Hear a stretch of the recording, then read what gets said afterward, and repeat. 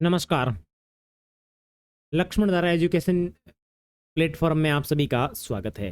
प्यारे साथियों, अपन NCERT for all exam notes and GK की सीरीज के अंदर क्लास 7th के तीसरे अध्याय की बातचीत कंप्लीट कर चुके। आज की वीडियो के माध्यम से अपन आपके चौथे अध्याय की बातचीत करेंगे, जिसका नाम है मुगल साम्राज्य। इससे पहले के वीडियो आपको लक्ष्मणधारा यूट्यूब चैनल की प्लेलिस्ट के अंदर दिए गए हैं, तो आप वहां जाके देख सकते हैं। आज अपन चौथे अध्याय की बातचीत करेंगे, मुगल साम्राज्य। तो सबसे पहले देखेंगे कि इसके अंदर किस तरीके से महत्वपूर्ण नोट्स बनते हैं, और उसके बाद अपन बातचीत करेंगे कि किस तरीके से इसके अंदर से वन लाइनर जीके के प्रश्न बनते हैं। ठीक है, तो चलो।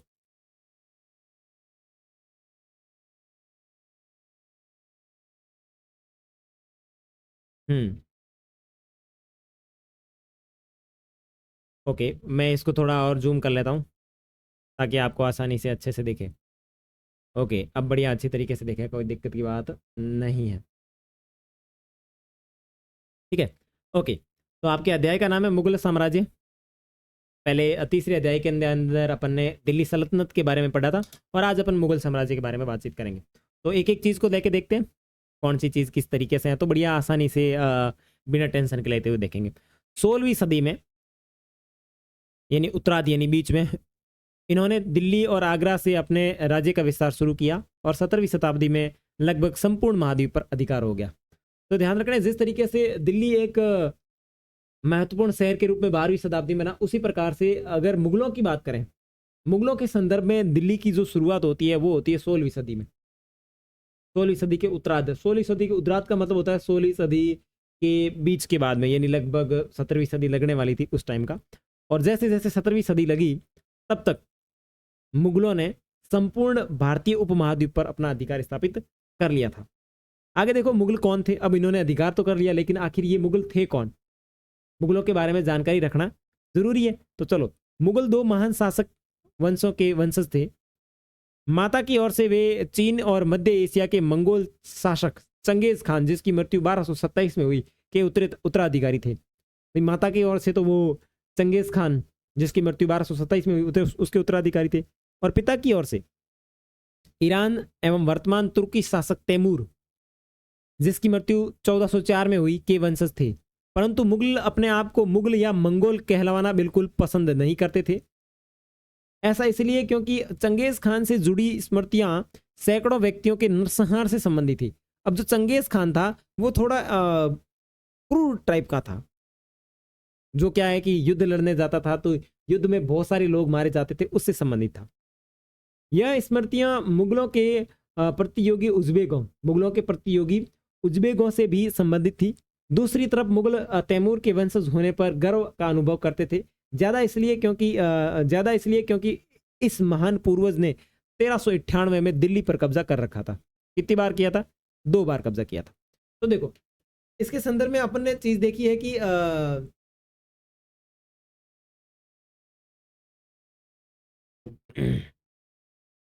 कि ये 2 शाखाओं के संबंधित थी। एक शाखा जो थी वो आपकी चंगेज खान से संबंधित, दूसरी थी तैमूर से संबंधित। तो तैमूर की 1404 के अंदर मृत्यु होती है, और जो तैमूर था उसको ये मुगल अपना ज्यादा इंपॉर्टेंस देते थे। वो इसलिए देते थे क्योंकि तैमूर ने दिल्ली के ऊपर आक्रमण करके 2 बार कब्जा किया था 1398 में। तो ये तैमूर वाले जो धारा थी उसको ज्यादा इंपॉर्टेंस देते थे कि वो लोग उसके ज्यादा करीब मानते थे। आगे देखो, मध्य में तैमूर एक आपकी जो मैंने क्लास डाली है व्याख्यात्मक, जो लक्स क्लासेस बालोतरा पे डाली हुई, तो वहां पे आप देखना, आपको एक पिक्चर देखेगी कि मध्य में तैमूर है और उसकी दाईं और उसका पुत्र मिरहन शाह, जो प्रथम मुगल सम्राट बाबर का लड़क दादा था। ठीक है ना। उसके बाद में शेद, जो कि बाबर के दादा है। तैमूर की बाईं और सुल्तान मोहम्मद मिर्जा, यानी बाबर के परदादा, और उमर शेख बाबर के पिता है। और तैमूर की दाहिनी और तीसरे, चौथे और 5वें स्थान पर मुगल सम्राट बाबर, अकबर और शाहजहां है। और दाहिनी ओर की बात करें तो हुमायूं, जहांगीर और औरंगजेब है। तो पूर्व तैमूर को खानदान है। ठीक है। और तैमूर ने अपनी वंशावली का प्रदर्शन चित्र बनवा कर किया। ध्यान रखना, तैमूर ने जो अपनी वंशावली है उसका प्रदर्शन क्या बना करके किया? तो तैमूर ने अपनी जो वंशावली है उसका प्रदर्शन है वो चित्र बना करके किया। ठीक है। और प्रत्येक मुगल शासक ने तैमूर के साथ अपना चित्र बनवाया। तो वो एकमात्र ऐसा शासक होता था जो क्या करता था कि चित्र बना के काम कर लेता था। जैसे अपन की बात करें तो अपन सेल्फी लेते हैं कि नहीं लेते, कोई फ्रेंड आवे ले आ रहा मोटी सेल्फी ले, है ना। और फिर उसके पीछे अपन क्या करते हैं कि स्टेटस लगाते हैं, चाहे इंस्टाग्राम पे लगाए चाहे किसी के ऊपर लगाए। तो वो भी बड़ा मतलब आपके ज़माने जैसा था, आपका क्या मेरा भी यही है, ठीक है ना। तो अपने ज़माने से संबंधित था वो भी, मतलब सेल्फी लेके। तो अपन तो सेल्फी लेके हाथों हाथ अपलोड कर देते हैं, तो वो सेल्फी लेके अपलोड नहीं करता था, वो सेल्फी लेकर के किताबों के अंदर डाल देता था। फिर आराम से कभी बैठ करके पढ़ा करता था, देखा करता था कि ये हमारा डीकरा है, ये हमारा लड़का है या नहीं है, इस तरीके से, ठीक है। और उसके बाद में देखो प्रथम मुगल शासक बाबर। अब बाबर के बारे में यहाँ इंफॉर्मेशन दी हुई है जो कि आपकी किताब में दी हुई, वही यहाँ पे है जो आपके पढ़ने से संबंधित सरल करके यहाँ पे आपको मैंने शॉर्ट करके बताइए। प्रथम मुगल शासक बाबर जो 1526 से लेकर के 1530 तक शासक रहता है, और 1494 में परगना राज्य का उत्तराधिकार प्राप्त किया। जो तो उस समय उसकी जो उम्र थी वो केवल और केवल 12 वर्ष थी। जब इसने परगना पर अधिकार किया था तो परगना के ऊपर अधिकार करते समय इसकी जो उम्र थी वो मात्र और मात्र 12 वर्ष थी। मंगोलों की दूसरी शाखा उज्बेकों के आक्रमण के कारण उसे अपनी पैतृक गद्दी छोड़नी पड़ी।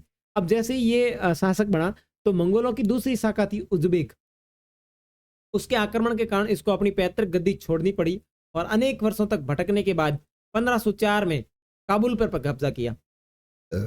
1504 के अंदर ये काबुल के ऊपर कब्जा करता है और उसके बाद में 1526 में दिल्ली के सुल्तान इब्राहिम लोदी को पानीपत के युद्ध में हराता है और दिल्ली और आगरा पर अपना कब्जा कर लेता। कब? 1526 में।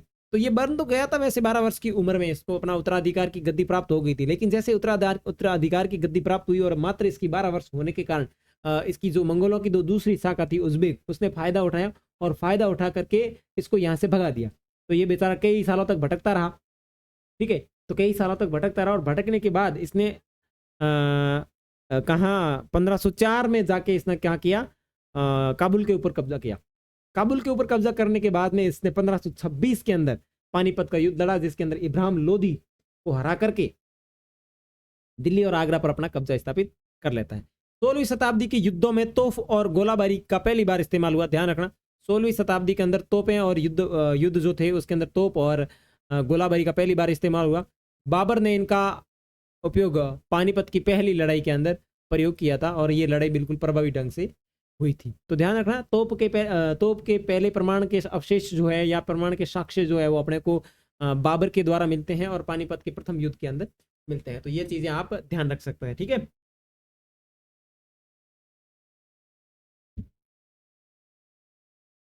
आगे देखो,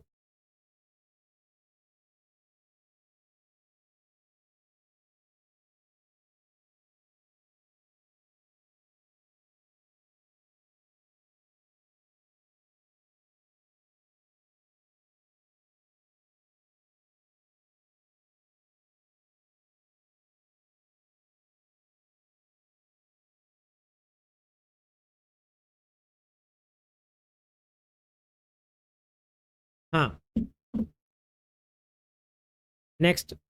अब यहाँ पे तालिका दी हुई है मुगल सम्राट कौन कौन से हैं, तो ये मैं पीडीएफ आपको अभी जस्ट इसके नीचे देने वाला हूँ, तो पीडीएफ के अंदर आप इसमें डाउनलोड कर सकते हो और देख सकते हो, ठीक है।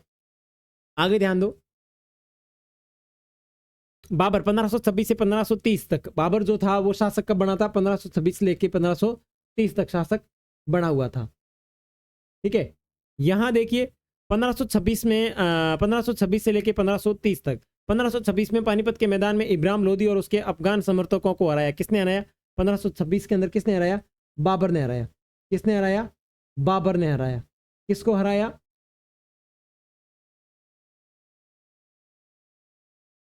हाँ 1526 के अंदर देखो, 1526 में पानीपत के मैदान में इब्राहिम लोदी और एवं उसके अफगान समर्थकों को हराया बाबर ने। फिर 1527 में खानवा के अंदर राणा सांगा और राजपूत राजाओं का उनके समर्थन को हराया।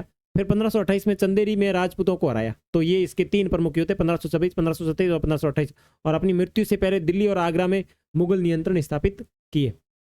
आगे देखो, हुमायूं 1530 से 1540 एवं 1555 से 56 के बीच में हुमायूं ने अपने पिता की वसीयत के अनुसार जायदाद का बंटवारा किया और प्रत्येक भाई को एक प्रांत मिला, और उसके भाई मिर्जा कामरान की महत्वाकांक्षाओं के कारण हुमायूं अपने अफगान प्रतिद्वंदियों के सामने फीका पड़ गया और शेर खान ने हुमायूं को 2 बार हराया, 1539 में और चौसा के युद्ध में हराया था, और दूसरा आया था 1540 में कन्नौज में।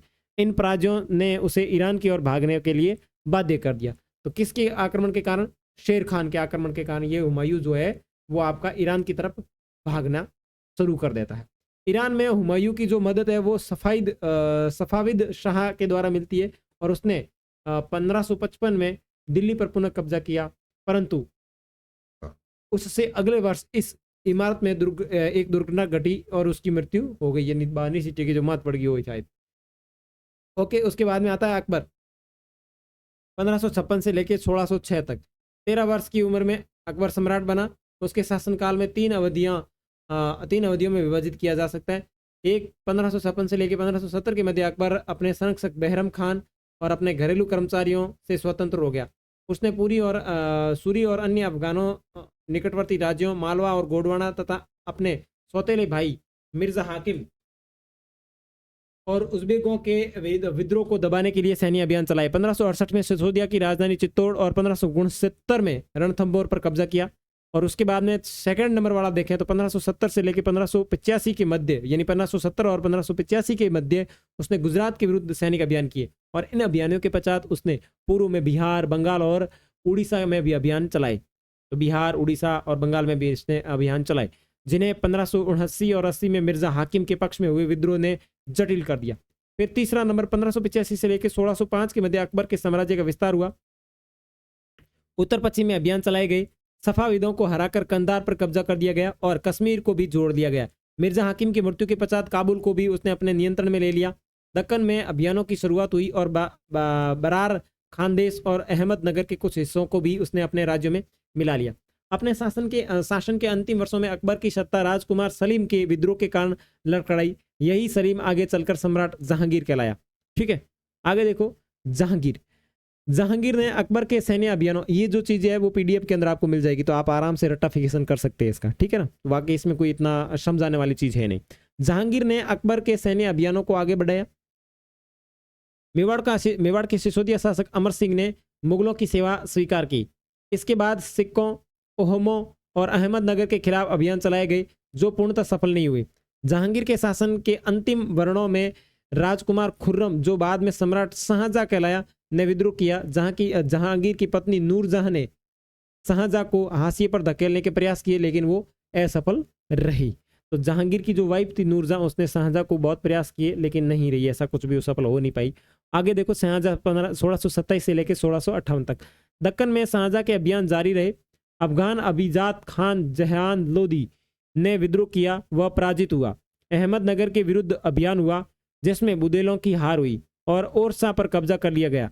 उत्तर पश्चिम में बल्ख पर कब्जा करने के लिए उज़्बेकों के विरुद्ध अभियान हुआ, जो असफल रहा। परिणाम स्वरूप कंधार सफाविदों के हाथों में चला गया। 1632 में अंततः अहमदनगर को मुगलों के राज्य में मिला लिया गया और बीजापुर की सेनाओं ने सुलह के लिए निवेदन किया। 1657-58 में शाहजहां के पुत्रों के बीच उत्तराधिकार को लेकर झगड़ा शुरू हो गया। इसमें औरंगजेब की विजय हुई और दारा सिक्को समेत उसके 3 भाइयों को मौत के घाट उतार दिया गया और शाहजहां को उसकी शेष जिंदगी के लिए आगरा में कैद कर दिया। तो उसके जो बेटे थे उन्होंने इसकी बैंड बजा दी। ठीक है ना, आगे देखो। औरंगजेब 1658 से 1707 के मध्य। 1663 में उत्तर पूर्व में ओहमों की पराजय हुई, परंतु 1680 में पुनः विद्रोह कर दिया गया। उत्तर पश्चिम में यूसुफ जई और सिखों के विरुद्ध अभियानों को अस्थायी सफलता मिली। मारवाड़ के राठौड़ राजपूतों ने मुगलों के खिलाफ विद्रोह किया। इसका कारण था कि उनकी आंतरिक रणनीति और उत्तराधिकार के मसलों में मुगलों का हस्तक्षेप। मराठा सरदार शिवाजी के विरुद्ध मुगल अभियान प्रारंभ में सफल रहे, परंतु औरंगजेब ने शिवाजी का अपमान किया और शिवाजी आगरा स्थित मुगल कैद खाने से भाग निकले और उन्होंने अपने को स्वतंत्र शासक घोषित करने के पश्चात मुगलों के विरुद्ध पुनः अभियान चलाए। राजकुमार अकबर ने औरंगजेब के विरुद्ध विद्रोह किया, जिससे उसे मराठों और दक्कन की सल्तनत का सहयोग मिला। अंततः वह सफाविद ईरान भाग गया था। उसके बाद में 2 नंबर पे देखो कि अकबर के विद्रोह के पश्चात औरंगजेब ने दक्कन के शासकों के विरुद्ध सेनाएं भेजी। 1685 में बीजापुर, 1687 में गोलकुंडा को मुगलों ने अपने राज्य में मिला लिया। 1698 में औरंगजेब ने दक्कन में मराठों जो छापामार पद्धति का उपयोग कर रहे थे के विरुद्ध अभियान का प्रबंधन स्वयं किया। औरंगजेब को उत्तर भारत में सिखों, जाटों और सनातन नामियों, उत्तर पूर्व में पोहमों और दक्कन में मराठों के विद्रोह का सामना करना पड़ा। उसकी मृत्यु के पश्चात उत्तराधिकार के लिए युद्ध शुरू हो गए। ठीक है, आगे ध्यान रखो, आगे देखो, ये अकबर का शासन 1605 में, ये जो मैप दिख रहा है आपको पीडीएफ में मिल जाएगा। ये था अकबर के शासन के समय कौन कौन सी चीजें थी जो अकबर के अंडर में थी। तो देखो, काबुल, श्री गंगानगर, कश्मीर, लाहौर, कंधार, पानीपत, दिल्ली, ये जितने भी क्षेत्र है ये पूरे के पूरे अकबर के अंडर में हैं।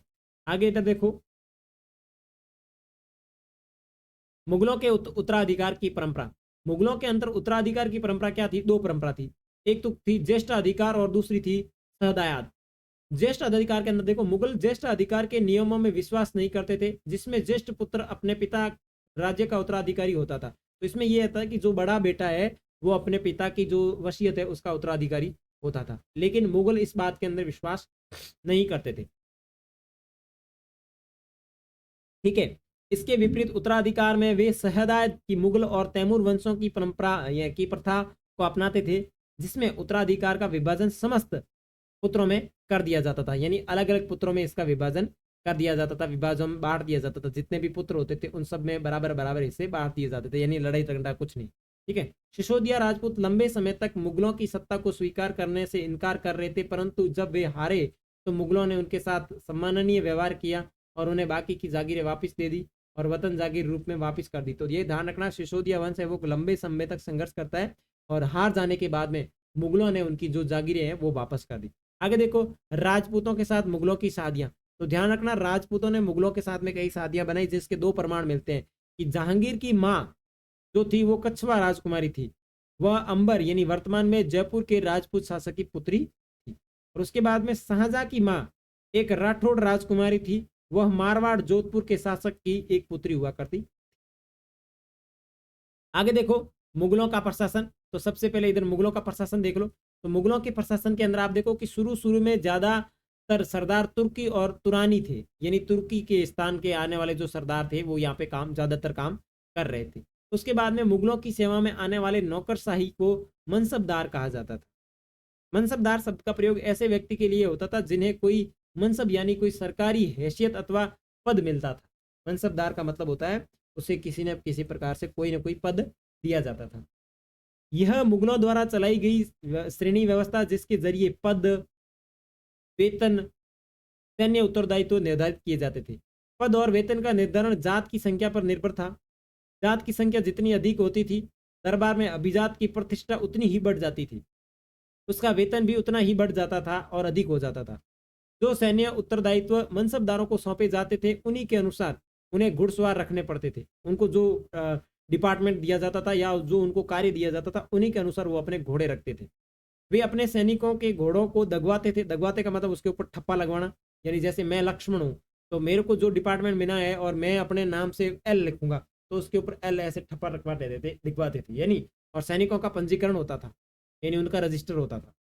मनसबदार अपना वेतन राजस्व एकत्रित करने वाली भूमि के रूप में पाते थे, जिन्हें जागीर कहा जाता था, और जो तकरीबन इक्ताओं के समान थी, जैसे कि तीसरे अध्याय में अपन ने इक्ता प्रणाली देखी थी। मुगलों की आमदनी का प्रमुख जो साधन था वो था किसानों की उपज। ठीक है, अब देखो अपने एक जात देखा है, जात का यहाँ देखो, जात की श्रेणियां आपने इतिहास के अंदर देखा होगा। 5000 मनसब, देखो 5000 जात वाले को हजार जात वाले अभिजातों से ऊंचा था। ठीक है, 1 मिनट,